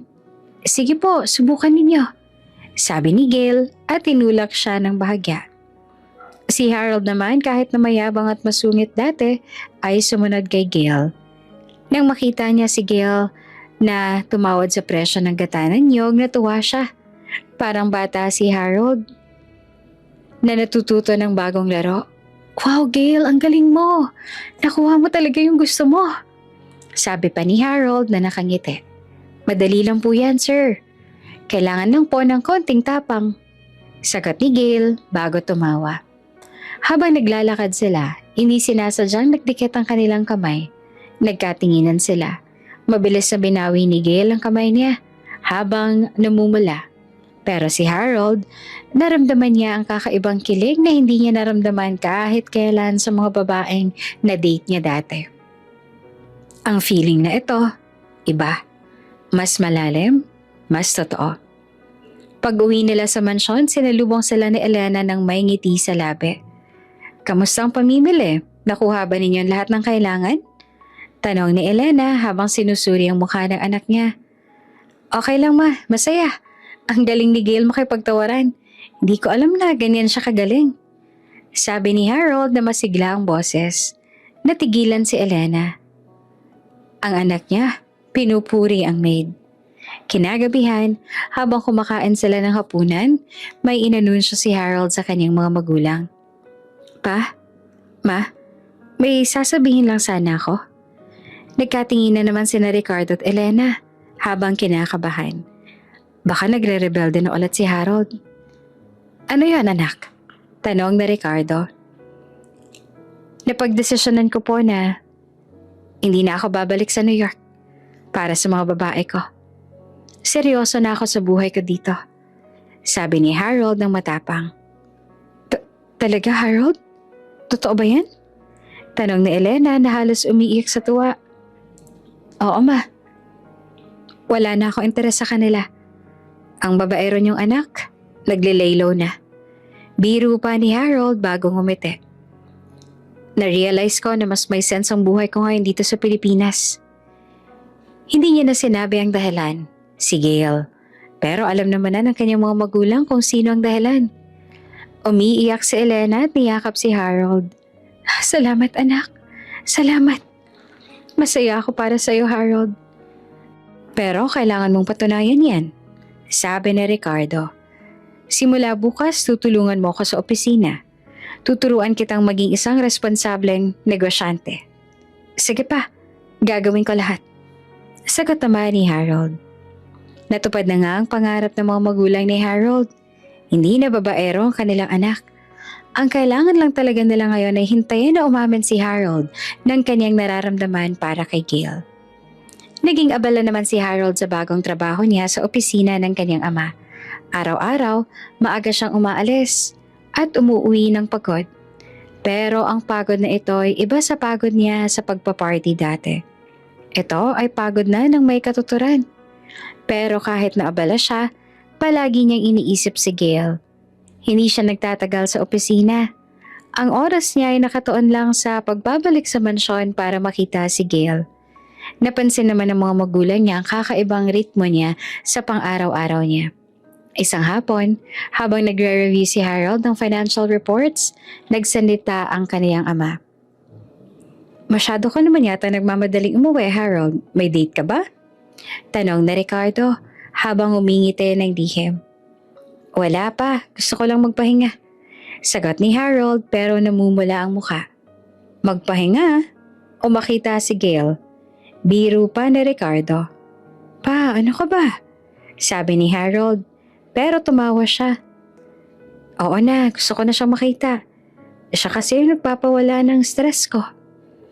Abay, kung ganyan pala, kailangan mong i-maximize ang oras mo sa kanya. Dahil gusto mo siya, kailangan mo siyang tulungan sa trabaho. Sabi ni Ricardo, habang lihim na nagpaplano. Kinabukasan, inutusan ni Elena si Gail na mag-ayos ng lumang storage room sa second floor na ginawang home office ni Harold. Gail, kailangan mong ayusin yung mga papeles dyan sa office ni Harold. Sobrang gulo na. Utos ni Elena. Pero may kaunting problema. Alam mo na, mahilig yan si Harold sa mga babae dati. Kaya kailangan mong ayusin yung mga lumang gamit niya. Pero huwag kang magtataka kung may makikita kang mga larawan o kung ano pa. Ang totoong plano ni Elena ay para makita ni Gail ang pagbabago ni Harold, na itinapon niya na lahat ng alaala ng kanyang pagkababaero. Nang pumasok si Gail sa home office ni Harold, nakita niya nga ang maraming kalat, mga papeles, lumang sports gear at ilang kahon na galing pa sa New York. Sinimulan ni Gail ang pag-aayos ng tahimik. Habang nag-aayos, nakita niyang isang kahon na may nakasulat na NYC Mementos. Kinakabahan si Gail pero binuksan niya ito. At doon niya nakita ang ilang Polaroid photos ni Harold kasama ang iba't ibang mga babae. May nakayakap, may nakangiti. Halatang mga girlfriend ni Harold dati. Naramdaman naman ni Gail ang kurot sa puso niya. Alam niyang babaero si Harold pero masakit pa rin makita ang mga larawan. Pero sa ilalim ng mga larawan, nakita niyang isang note na nakaipit. Ito ay mula kay Harold. Past is past. No more distractions. Gail is different. Natigilan si Gail. Nanghina ang tuhod niya. Hindi niya alam kung para sa kanya ba yon o para sa sarili niya. Pero ang mga salitang yon ay nagdulot ng malaking kagalakan sa puso niya. Ang plano ni Elena ay nagtagumpay nga ng todo. Pagdating ni Harold sa home office niya, nakita niya si Gail na nakatayo sa gilid ng desk niya. "Gail, nandito ka pala. Pasensya na, sobrang gulo dito," sabi ni Harold. "Ayos lang po, Sir Harold. Inayos ko lang po yung mga papeles ninyo," sabi ni Gail. Teka, nakita mo ba yung kahon dyan? Yung may mga lumang gamit ko?" tanong ni Harold. "Opo, Sir Harold. Nakita ko po. Ito po yung mga pictures," sabi ni Gail habang iniaabot ang mga Polaroid. Nagulat si Harold. Hindi niya akalaing nakita ni Gail ang mga pictures niya. Gail, alam mo yung mga yan, nakaraan na yan," paliwanag ni Harold na halatang nahihiya. "Wala na akong pakialam sa mga yan. Nakita ko po yung note niya sa ilalim ng mga pictures," sabi ni Gail at ngumiti. Namula naman si Harold. Iyon ang personal note niya sa sarili niya. Yan? Oo, para sa sarili ko yan," sabi ni Harold. "Kasi, iba ka, Gail. Nawala lahat ng gusto ko dati, nagdahil sa'yo." Hindi niya sinabi na gusto niya si Gail, pero naiintindihan naman ni Gail ang ibig niyang sabihin. Sige na po, Sir Harold, magtatrabaho na po tayo. Tulungan ko po kayo sa mga papeles," sabi ni Gail. Magkasama silang nagtrabaho sa office. Si Harold na sanay umorder lang ng babae para mag-entertain sa kanya, ngayon ay nakikipagtulungan na sa trabaho sa isang babae. Ang pagpasok ni Gail sa buhay niya ay animong nagbigay talaga ng purpose at meaning sa buhay niya. Isang buwan na ang lumipas ang matapos ang lahat. Ang relasyon ni na Harold at Kay ay umabot na sa awkward pero sweet na stage. Para kay Harold, hindi na siya nagtatago ng feelings niya kay Gail. Hindi niya lang ma-articulate dahil hindi siya sanay sa seryosong pag-ibig. Si Gail naman ay halatang kinikilig sa mga simpleng bagay na ginagawa ni Harold. Hindi na kailangan ni Harold ng utos mula sa kanyang ama para makasama si Gail. Siya na mismo ang gumagawa ng paraan para makasama ang dalaga sa bahay man o sa home office niya. Isang umaga, naabutan ni Harold si Gail na nagpupunas sa mga plato sa kusina. "Gail, kumain ka na?" tanong ni Harold na malambing ang tono. "Opo, Sir Harold, tapos na po. Nagsisimula na po ako magtrabaho," sabi naman ni Gail. "Teka, may dala pala akong kape para sa'yo," sabi ni Harold at inaabot ang paborito niyang coffee na alam niyang gustong gusto rin ni Gail. Walang ibang nagawa si Gail kung hindi ang kuhanin ito, bago itong umiti sa amo niya. "Salamat po, Sir Harold. Hindi na po dapat kayo nag-abala pa," sabi na Gail pero nakangiti siya. "Wala yon. Gusto ko lang yan ibigay sa'yo," sabi ni Harold at umupo sa gilid ng mesa. "Tsaka gusto ko lang makipagkwentuhan. Ang boring sa opisina eh. Iba kapag kasama kita." Araw-araw ganyan si Harold. Nagdadala ng kape, nagpapakita ng Jughead comics na binili niya o kaya naman hinihintay si Gail na matapos sa pagdidilig para makasama siyang maglakad sa garden. Sina Ricardo at Elena naman ay halos mamatay sa kilig sa mga nakikita nila. Palagi silang nakasilip sa bintana o nanonood sa CCTV. "Tingnan mo, Elena, nagdala pa ng kape si Harold para kay Gail. Ang sweet talaga ng anak natin," sabi ni Ricardo na tuwang-tuwa. "Oo nga, Ricardo. Hindi ko akalain na magiging ganyan siya ka-gentleman sa isang babae. Wala na talaga yung babaero niyang ugali," sabi ni Elena. "Pero mukhang hindi pa sila umaamin sa isa't isa. Kailangan natin silang tulungan ulit." Gumawa ulit ng paraan si Ricardo. Pinuntahan niya si Gail habang nagdidilig ito. "Gail, may kailangan akong pabor sa'yo," sabi ni Ricardo. "Ano po yun, Sir Ricardo?" "Kahit ano po," sagot naman ni Gail. "Alam mo ba na abala si Harold sa opisina? Pero gusto ko sana malaman niya yung history ng pamilya namin at yung mga mahahalagang artifacts na nandito sa bahay. At gusto ko, ikaw ang mag-tour sa kanya," sabi ni Ricardo habang may lihim ng ngiti. "Po? Ako po? Hindi po ba dapat kayo ang magkwento?" tanong ni Gail na nahihiya. "Ay mas maganda sana kung ikaw. mas makikinig siya sa'yo, sabi ni Ricardo. Sige na, ngayon na hintayin mo na siya sa living room. Sinunod ni Gail ang utos na Ricardo. Nang dumating si Harold, nakita niya si Gail na nakatayo sa tabi ng isang lumang portrait ng mga ninuno nila. Gail, anong ginagawa mo dyan? Tanong ni Harold. Inutusan po ako ni Sir Ricardo na itour po kayo dito sa bahay para malaman niyo daw po yung history ng pamilya ninyo? Sabi ni Gail. Nako, nang iinis na naman si Papa. Bulong ni Harold pero ngumiti siya. Sige na nga, pero huwag ka mag-aalala. Hindi ko yan tinuturing na trabaho. Siguro date na lang natin to. Namula naman si Gail sa sinabi niya.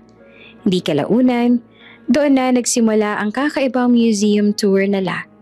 Habang nagtuturo si Gail ng mga lumang gamit at mga larawan, palaging nakatingin si Harold kay Gail. Hindi niya pinapansin ang mga gamit. Si Gail lang ang pinapansin niya.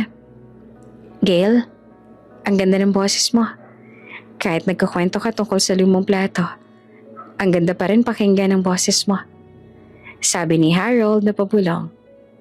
Sir Harold, huwag niyo naman po akong asarin. Sabi ni Gail na nahihiya. Hindi ako nang aasar, Gail. Seryoso ako. Sabi ni Harold. Doon na naramdaman ni Gail na hindi na ito laro. Hindi na ito trabaho. May nararamdaman na si Harold para sa kanya. Malinaw na para sa kanila yung pagbabago ni Harold simula nang bumalik siya sa Pilipinas, galing ng ibang bansa. Ang dating masungit, mainipin at babaerong amo ay naging sweet, attentive at focused na sa trabaho. At kay Gail. Isang gabi habang nakarelax si Harold sa kanyang silid, nakita niya sa kanyang social media ang isang message mula kay Sandra, ang flight attendant na huli niyang kasama sa New York. Dahil nakakonect na ulit yung internet niya dahil sa good behavior niya, na-reach niya si Sandra. Harold, heard you're back in Manila. I'm flying there next week for a layover. Let's catch up. We can finally have the dinner we talked about. Dati, ang message na ito ay agad na sinasagot ni Harold ng yes. Ito ang type niya. Maganda, easy, at walang commitment. Pero ngayon, iba na. Tinignan ni Harold ang message ng ilang segundo. Hindi niya naramdaman ang dating kilig. Ang naiisip niya lang ay si Gail. Ang tawanan nila sa palengke. Ang init ng kamay ni Gail nang magdikit ang mga kamay nila. Napakagatlabi na lang si Harold. Ayaw niyang sirain ang pagbabago niya. Lalo na ngayon na malapit na si Gail sa kanya. Hi Sandra, thanks for reaching out. But I'm really busy here. I'm focusing on the family business. And I don't think I can make it. Take care. Wala na siyang emoji o flirting na ginagamit. Seryosong-seryoso ang sagot niya. Ito ang tuluyang pagtanggi ni Harold sa kanyang pagkababaero. Nang makita ni Sandra ang reply, nagulat siya at nagpadala ng, Wow, you changed. What happened?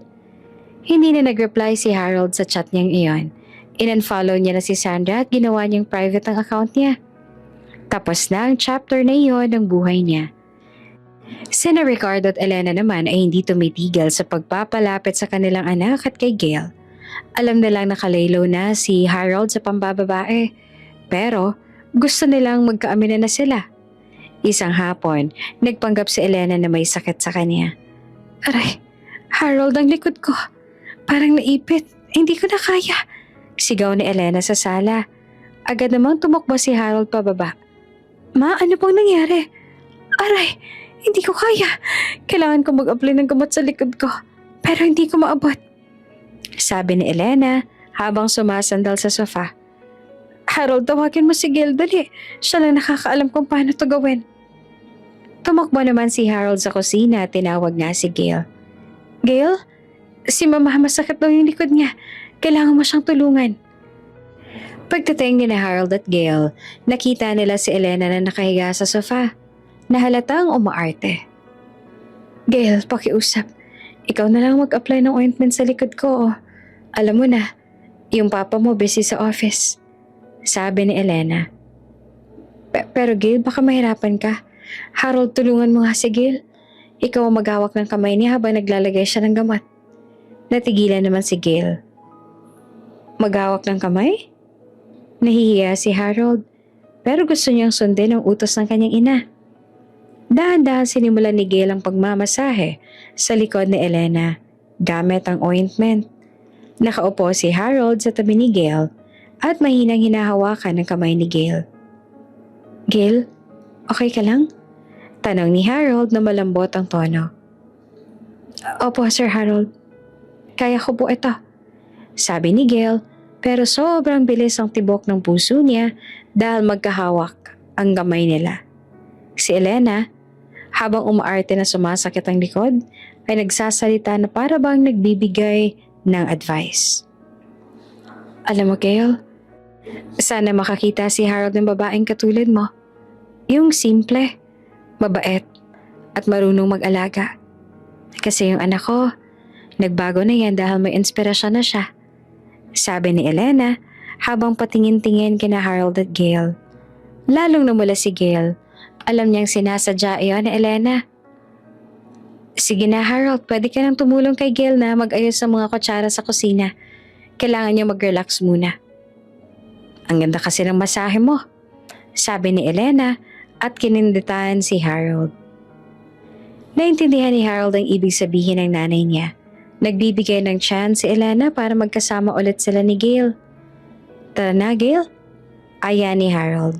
Hindi niya naman binitawan ang kamay ni Gail hanggang makarating sila sa kusina.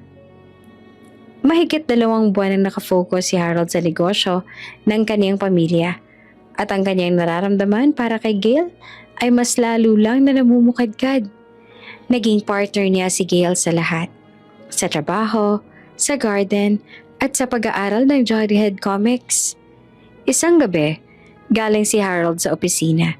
Pagod na pagod dahil sa meeting tungkol sa bagong deal na seryosong kalaban ng Sandoval Group. Ang hirap talaga makipagnegosyo sa mga Sandoval. Gail, sinisiraan pa rin nila tayo. Reklamo ni Harold habang umiinom ng kape sa ginawa ni Gail. Kaya niyo po yan, Sir Harold. Matalino po kayo. Tsaka, andito po kami para suportahan kayo. Sabi ni Gail na mahinahon ng boses. Salamat, Gail. Ibang-iba ka talaga. Kung wala ka dito, baka nagrebelde na ulit ako. Sabi ni Harold at tinawakan ng kamay ni Gail. Sa sandaling iyon, ramdam ni Gail ang nararamdaman ni Harold para sa kanya. Tunay at walang kaartehan. 11:00 na ng gabi, tulog na sina Ricardo at Elena. Si Harold ay gising pa. Nagwo-work sa home office niya. Habang si Gail naman ay nasa kanyang kwarto na nasa ground floor kasamang ibang domestic staff. Biglang may malakas na kalabog na narinig mula sa likod ng mansyon. Sumunod ang tunog ng basag na salamin. Agad na napabangon si Harold. Alam niyang hindi ito ordinaryong nakawan. Alam niyang maaaring may koneksyon nito sa Sandoval. Mabilis siyang lumabas ng office at tinawagan ng security guards. Pero wala siyang narinig na sagot. Alam niyang may masamang nangyari. Samantala, narinig ni Gail ang kalabog. Nag-iisa siya sa kwarto. Pero, hindi siya natatakot. Ang una niyang inisip ay si Harold. Agad na lumabas si Gail ng kwarto at nakita ang 2 lalaki na nakasuot ng bonnet. Umakyat sa hagdan patungo sa second floor kung saan ang kwarto ni Harold. Agad na lumabas si Gail ng kwarto at nakita ang 2 lalaki na nakasuot ng bonnet. Umakyat sa hagdan patungo sa second floor kung saan ang kwarto ni Harold. Sino yan? Huwag kayong umakyat! Sigaw ni Gail kahit nanginginig ang boses. Hindi siya pinansin ng mga lalaki. Ang target nila ay si Harold. Walang pag-aalinlangan pumunta si Gail sa kusina at dinampot ang pinakamalaking kawali na nakita niya. Tumakbo siya pataas para protektahan si Harold. Si Harold naman ay nasa kabilang banda, pumasok sa kwarto ng kanyang mga magulang para siguraduhin na ligtas sila. Wala siyang ibang nagawa kung hindi ang gisingin ng mga ito at saka balaan.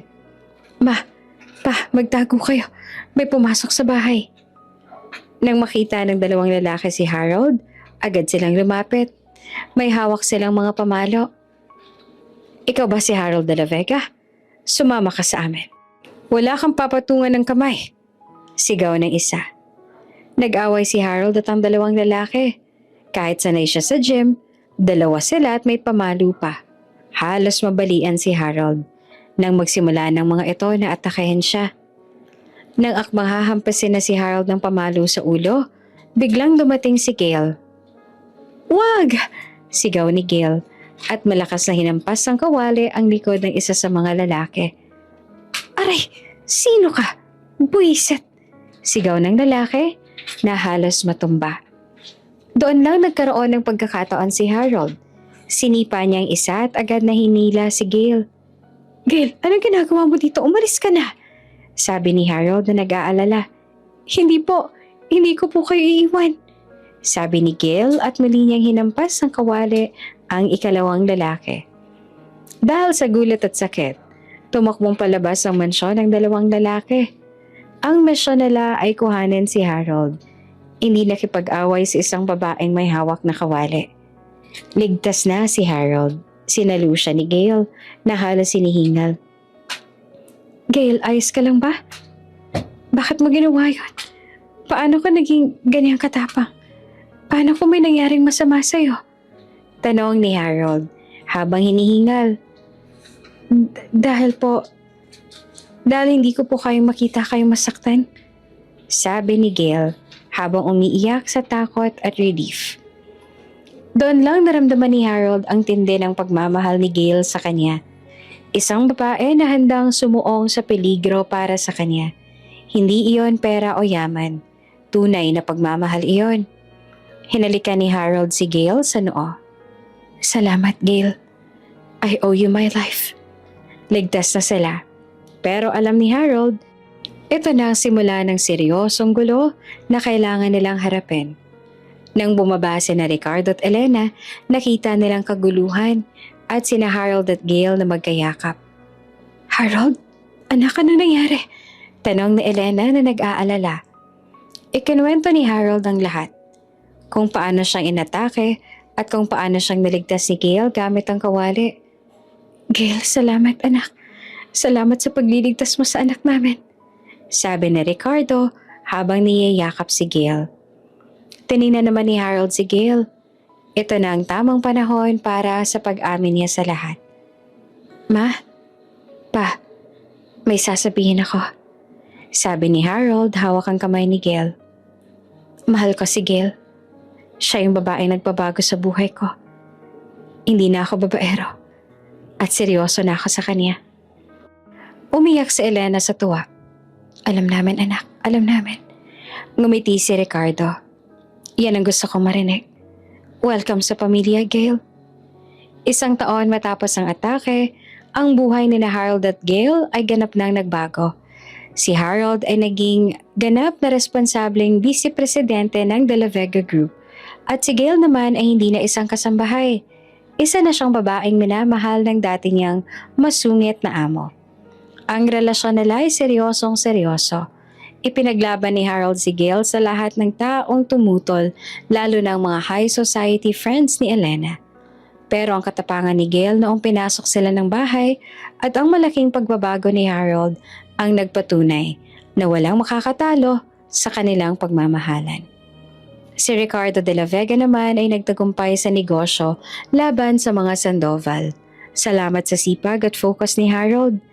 Pagkatapos sa nangyaring insidente sa bahay nila, agad na nagpakasal sina Harold at Gale. Gusto ni Harold na protektahan si Gale sa lahat ng legal na paraan at gusto niyang patunayan sa mundo na siya ang pinili niya. Ang kasal ay simple lang, ayon sa gusto ni Gale, pero elegante. Ayon naman sa gusto ni Elena. Ginanap ito sa hardin ng mansyon, sa gitna ng mga halaman na inaalagaan nilang dalawa. Napakaganda ni Gale sa kanyang simple at eleganteng wedding dress. Si Harold naman hindi maalis ang ngiti sa mukha. Hindi na siya yung dating masungit na lalaki dahil tuluyan na siyang nagbago. Sa reception, nagbigay ng speech si Harold.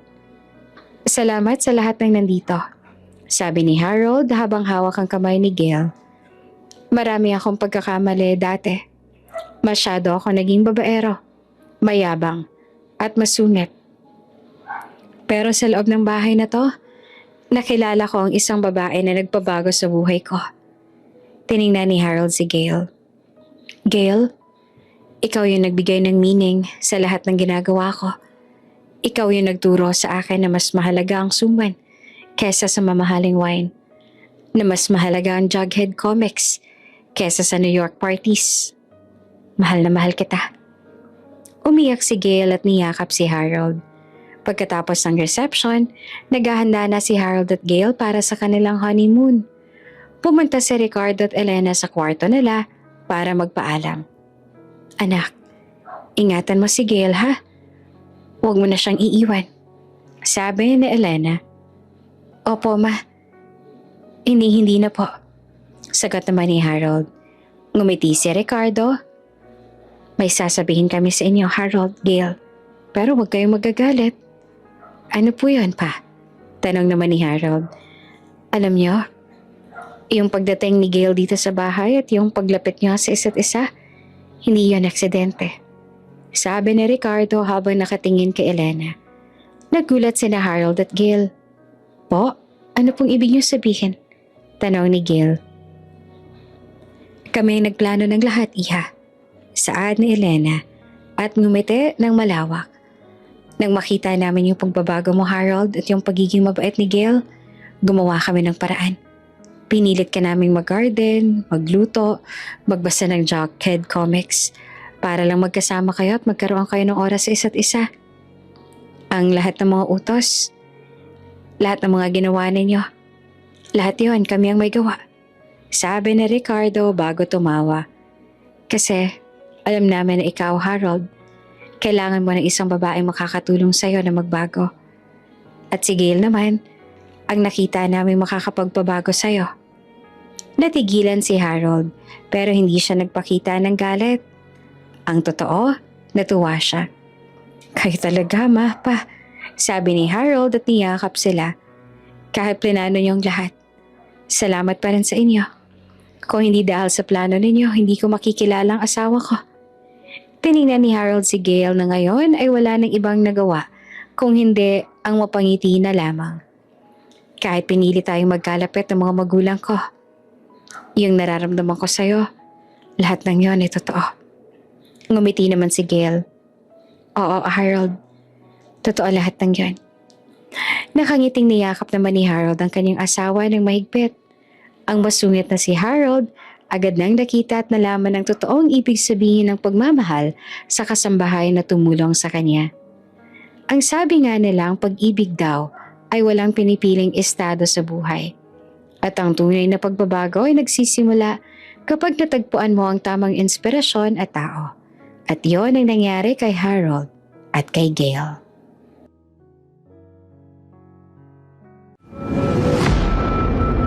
Kung bago ka pa lang sa channel na ito, Ate Jane TV, huwag kalimutang pindutin ang notification bell and subscribe button. Sana po hindi naman malaking abala sa inyo ang pagpindot ng subscribe button dahil ang kapalit po nito ay ang pagsuporta para makapag-produce ng mga libreng stories sa mga channels ni Ate Jane. Maraming salamat!